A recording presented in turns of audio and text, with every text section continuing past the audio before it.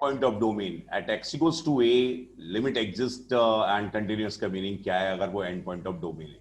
ध्यान से समझिए, अगर मैं बात करता हूं क्लोज ब्रैकेट 4 to 7 इसकी बात करता हूं, अच्छे से समझिए, एक तरफ ओपन कर लेता हूं। तो अगर मैं 4 पर कंटिन्यूटी की बात करूंगा तो 4 पर दो पॉसिबिलिटी हो सकती है। ऐसा हो सकता है नेचर 7 की तो कोई दिक्कत ही नहीं है, लेट 7 है मेरे पास।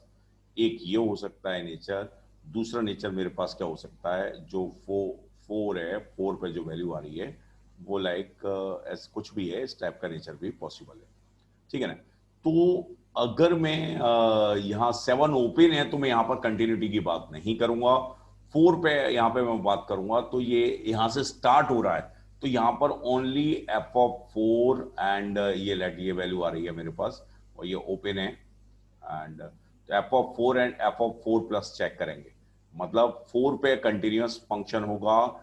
इस वाले केस में कंटिन्यूअस है क्योंकि f(4) एंड f(4) प्लस दोनों बराबर हैं। यहाँ पर f(4) अलग है और f(4) प्लस अलग है, मींस f(4) पे जो वैल्यू आ रही है वो राइट हैंड लिमिट के बराबर नहीं है, और मैं कहूंगा कि limit does not exist and function is discontinuous. बात समझ आ गई। तो अगर स्टार्टिंग है पॉइंट तो मैं क्या कहूंगा कि उस पे वो पॉइंट पे वैल्यू, और अगर क्लोज में चेक करना है और आगे क्या है ओपन में राइट हैंड लिमिट की हम बात करेंगे। और अगर एंड पॉइंट की बात हो रही है, लेट मेरे पास ऐसा है 2 लेट 2 क्लोज टू 6 क्लोज है, तो 6 पे अगर ऑब्जर्व करेंगे तो 6 पे हम क्या देखेंगे, मान लो यहां से स्टार्ट हो रहा है और ऐसा ऐसा फंक्शन है। तो एक दूसरा फंक्शन ये है मेरे पास, अच्छे से फोकस करना।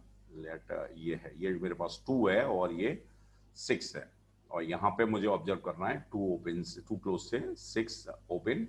एंड ये ऐसा है फंक्शन लाइक, और यहाँ पर ये ऐसा है। तो इसमें अगर मैं बात करूं तो नाउ फोकस हियर कि जो 6 पे वैल्यू आ रही है, 6 पे लेफ्ट हैंड लिमिट अलग आ रही है और 6 पे वैल्यू अलग आ रही है। तो 6 पे अगर क्लोज में चेक करना है तो मुझे 6 पे वैल्यू और लेफ्ट हैंड लिमिट चेक करेंगे, ठीक है ना।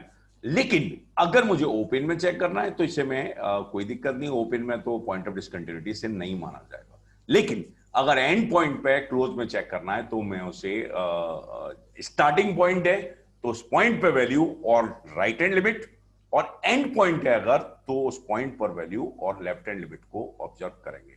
नाउ चाहे एंड पॉइंट बीच में अगर गैप आ जाता है, चाहे ऐसा हो, बीच में अगर डोमेन गायब हो रही होती है, तो ध्यान रखना कि चाहे ये क्लोज हो या ओपन हो, कैसा हो, ये दो पॉइंट ऑफ डिसकंटिन्यूटी काउंट होते हैं।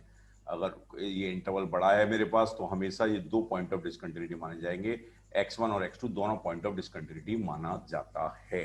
ओके, तो ये पैटर्न है, इस पैटर्न के हिसाब से ये रूल्स हैं। अदरवाइज समटाइम्स और भी चीजें होती हैं जिसके हिसाब से हम ऑब्जर्व करते हैं कि कुछ अलग डेफिनेशन दे दी और उसके अकॉर्डिंगली हमने कंटिन्यूटी का मीनिंग ये है और आप इसके पॉइंट ऑफ डिसकंटिन्यूटी बताइए, तो दैट इज डिफरेंट केस। लेकिन जो स्टैंडर्ड है जो चलता है उसका मतलब ये है कि एंड पॉइंट ऑफ डोमेन मैं फ्रिज कर रहा हूं, एंड पॉइंट ऑफ डोमेन अगर स्टार्ट हो रहा है तो उस पॉइंट पे वैल्यू, इन केस जब वहां पे क्लोज में चेक करना हो, उस पर चेक करना हो तो उस पर वैल्यू और right hand limit. And and point है तो एंड पॉइंट एंड हो रहा है तो लाइक उस पर value and left hand limit. बीच में कहीं डोमेन अगर गायब हो रही है तो दो एंड पॉइंट क्रिएट हो जाएंगे। अगर मुझे वो इंटरवल कवर हो रहा है ओपन और क्लोज टाइप का शॉर्ट है तो कोई दिक्कत नहीं है, लेकिन पूरा इंटरवल आ रहा है तो वो हमेशा दो पॉइंट ऑफ डिसकंटिन्यूटी काउंट होते हैं। ओके